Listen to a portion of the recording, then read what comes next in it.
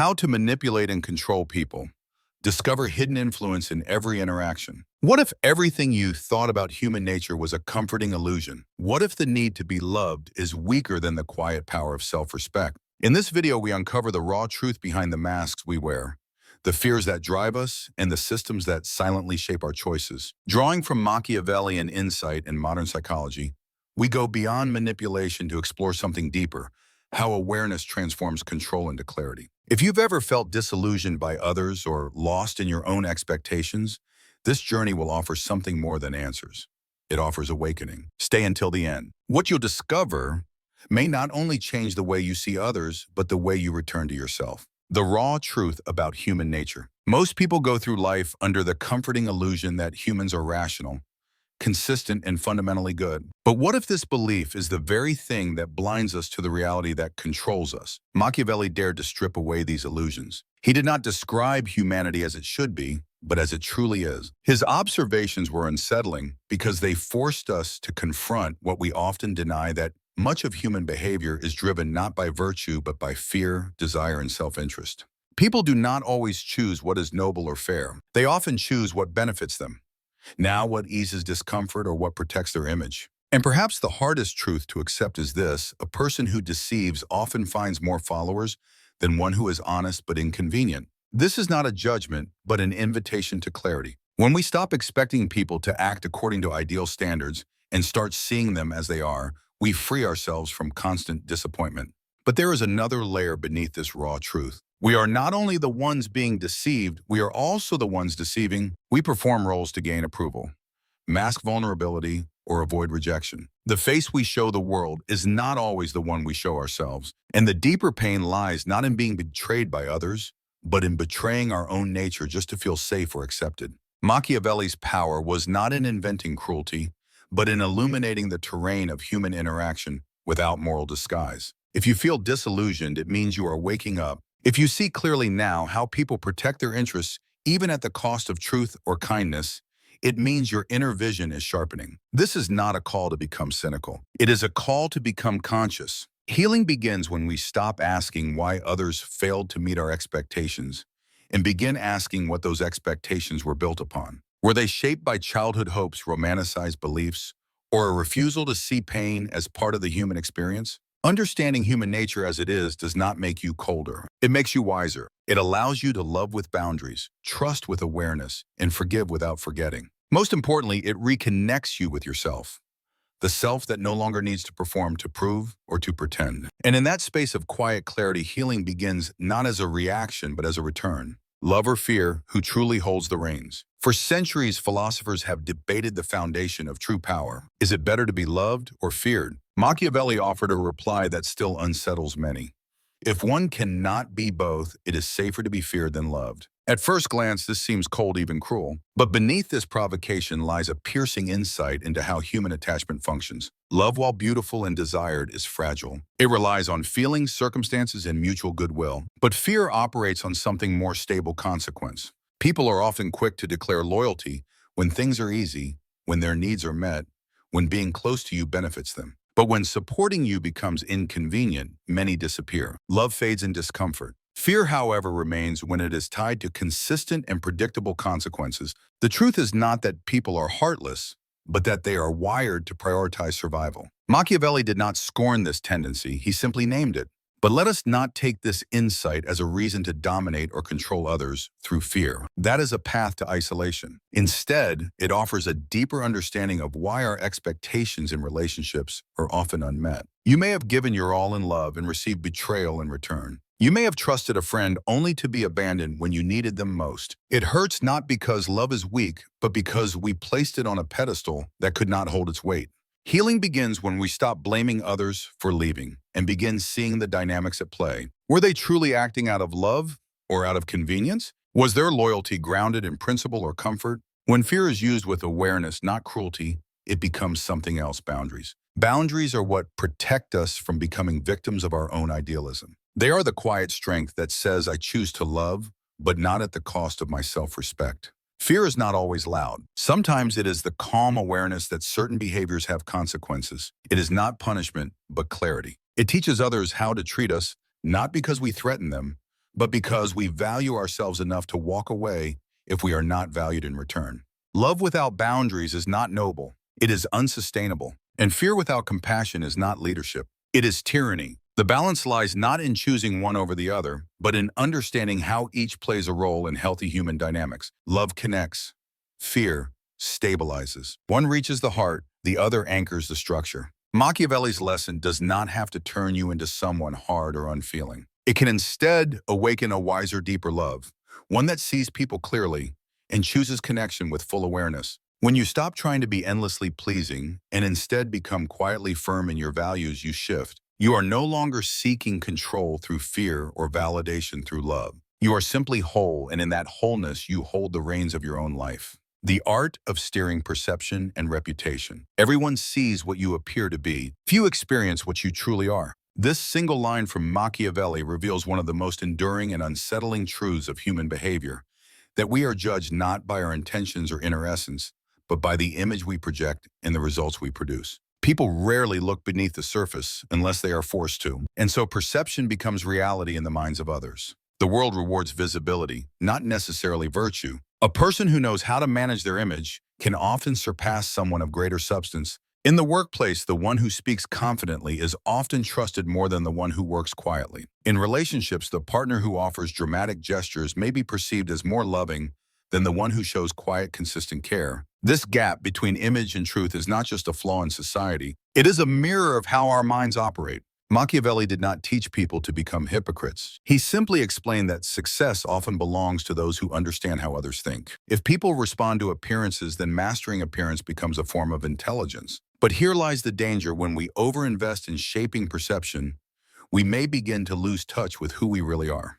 To heal from this, we must ask a painful question. Have we been performing a role for so long that we no longer remember who we are beneath the mask? And do we fear being seen as we truly are because we think it will not be enough? This is where suffering begins.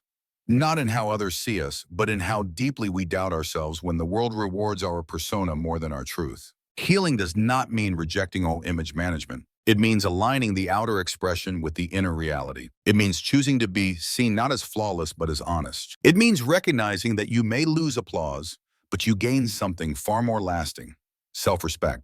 The quiet power of showing up as your real self, even when it is not perfectly polished, is a kind of rebellion against a world that trades masks for meaning. True influence does not come from projecting an ideal. It comes from embodying a truth that others can feel. People remember how you made them feel, not just what you said. When your words, your presence, and your energy are coherent, you create trust. And trust, not performance, is the foundation of lasting impact. Machiavellian wisdom does not have to become manipulation. It can become mindfulness. Instead of controlling how others see us to gain power, we can learn how perception works to live more consciously. We can choose to create an image that reflects, not hides, our truth. We can speak from authenticity, even when it trembles. And in that trembling, there is beauty, vulnerability, and strength.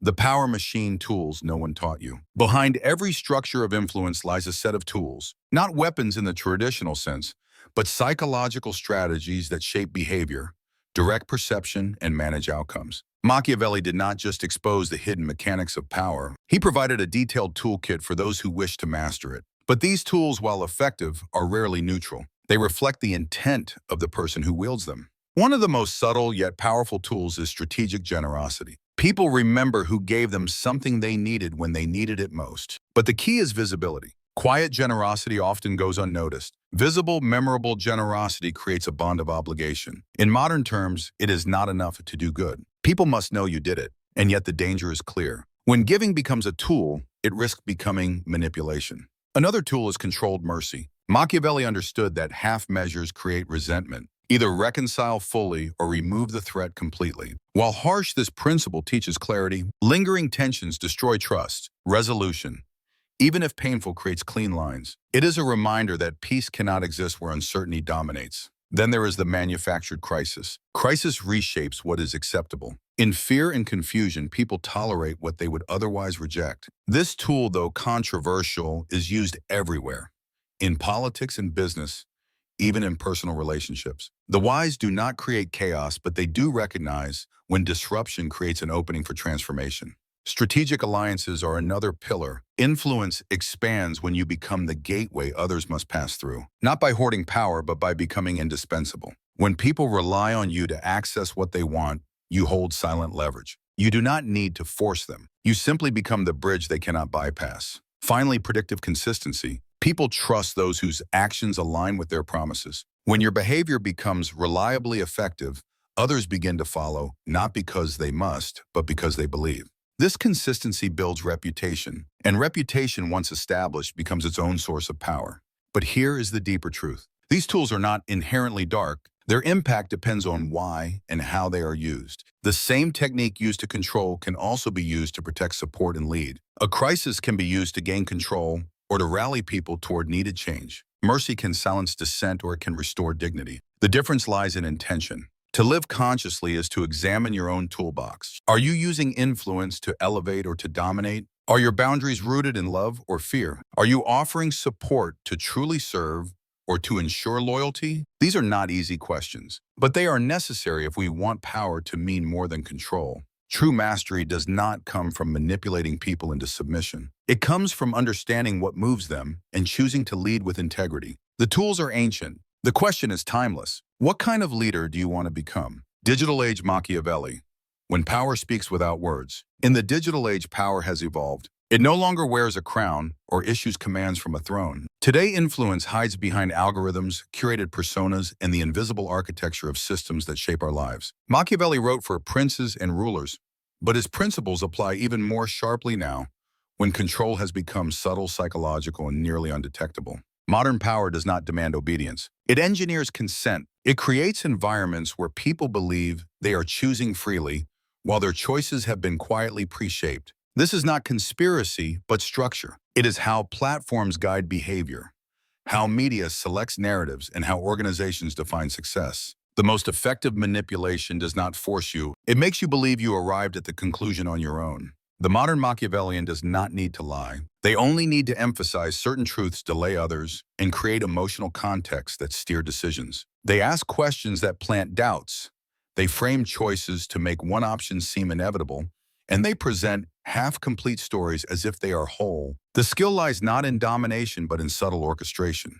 In the workplace, this looks like leadership through suggestion rather than directive. In marketing, it appears as personalization that feels like care but functions as data extraction. In relationships, it hides in silent guilt, passive pressure, or conditional warmth. The power structure is maintained not through force, but through emotional leverage. But the danger is not just external. We become our own manipulators. We perform online for validation. We curate our lives not to reflect truth, but to attract approval. We internalize the metrics of worthiness and confuse visibility with value. The control is no longer only from outside systems. It is now embedded in our self-perception. And yet awareness remains our most powerful defense. When we recognize how modern influence works, we begin to reclaim our agency. We question the stories we are told. We examine the emotions being triggered. We pause before reacting, asking not just what we feel, but who benefits from us feeling that way. To live in this age with clarity requires more than resistance. It requires a redefinition of power, not as domination, but as presence, not as manipulation, but as mindfulness. The modern leader does not only shape others,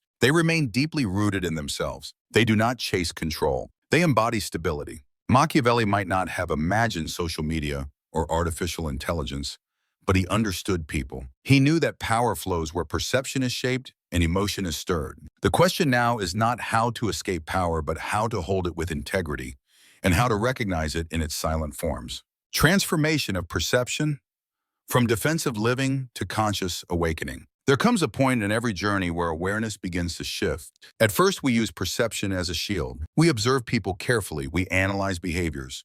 We build walls of caution and distance. Especially after betrayal or disillusionment, we become hyper-aware. We try to protect ourselves from being fooled again, from being hurt, from being seen as weak. This is the beginning of defensive living, a mode of life where everything is measured, controlled, and calculated. But living defensively is not the same as living consciously. One is rooted in fear, the other in clarity. When we live defensively, we anticipate harm. We build personas. We withhold our truth. We question every intention. This can feel like wisdom, but over time it drains us. We become exhausted from scanning for danger, mistrusting connection, and wearing armor even in spaces meant for safety. Machiavellian insights, when misunderstood, can reinforce this mindset. If everyone is out to protect themselves, we reason, then we must do the same. But this logic, while understandable, becomes a cage. We stop evolving. We stay stuck in a loop of suspicion and self-protection. The deeper lesson, however, is not to harden but to awaken. To live consciously is not to deny human flaws. It is to recognize them without letting them define our way of being. It is to know manipulation exists but not live as if it is everywhere. It is to see that people can be inconsistent yet still choose to open your heart with discernment, not blindness. Conscious living begins when you no longer react automatically. When your anger becomes a signal, not a weapon. When your sadness becomes a teacher, not a weakness. When you pause long enough to ask yourself not just what others are doing, but why you are responding the way you do. This shift turns pain into insight and fear into wisdom.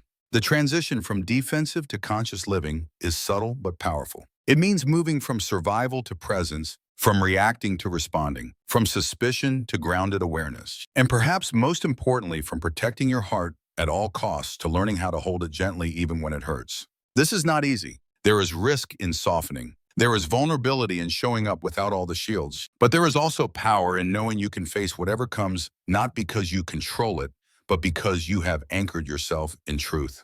Machiavelli's ideas need not be a manual for domination. They can be a mirror that reflects our own inner terrain. The parts of us that try to control everything out of fear, the parts that mistrust love, the parts that equate power with invulnerability. In awakening, we do not reject strategy, but we rise above fear as the only compass. True freedom is not the absence of threat. It is the presence of self-awareness. When you live with clarity, you are no longer led by fear, nor lost in illusion. You are awake. And in that awakening, you begin to live, returning to the self when true power lies in letting go. After all the strategies, insights, and defenses, we come to the final frontier, the self. Not the version shaped by fear, performance, or survival, but the self that remains when the noise quiets down. The self that no longer needs to win every interaction, prove its worth, or control outcomes. This is where power begins to transform. Letting go is often misunderstood. It is not weakness, passivity, or giving up. Letting go is an act of strength. It is the decision to no longer anchor your peace in how others behave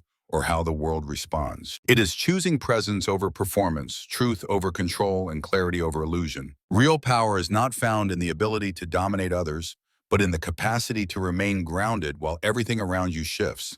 Machiavellian thought teaches us how power operates in the world, but it does not tell us how to find peace within ourselves. And if we stop at strategy alone, we risk becoming efficient, successful, yet deeply disconnected. The game may be mastered, but the soul remains untouched. Returning to the self means shedding the need to be perceived in a certain way. It means stepping back from the roles we adopted to survive and asking who we are without the expectations, the battles, the masks. It is not a retreat from life, but a re-entry into it from a deeper place. When we let go of the illusion of control, we begin to access real freedom. Not the freedom to do anything we want, but the freedom to not be ruled by fear, image, or the past. This freedom allows us to act, not react, to respond with intention, not impulse, to create from authenticity, not pressure. There is a quiet revolution that happens when you stop trying to control everything and start trusting your inner foundation. You become less obsessed with outcomes and more aligned with your values. You stop chasing influence and start embodying presence. You no longer need to convince others of your worth because you are no longer doubting it yourself. This is not about rejecting power. It is about redefining it. Power that comes from control is always fragile. It must be protected, defended, and constantly proven. But power that comes from wholeness is steady. It does not need validation. It simply is. In this space, healing is not a goal to be achieved, but a state to be remembered. It is a returning to simplicity, to truth, to the self that existed before the world taught us who we needed to be. Machiavelli showed us how to survive, but survival is not the same as living. To truly live, we must drop the armor, quiet the mind, and return to what has always been within us, a self that is not defined by dominance, but by depth. And in that return, we find not only strength, but peace. We have explored the deepest layers of power perception and human nature. But the most important thing is not understanding how the world operates, but knowing how you will choose to live within it. When you choose to live consciously, authentically, and return to your true self, you do more than escape invisible control. You become the light that guides your own life. And that is the most enduring form of power.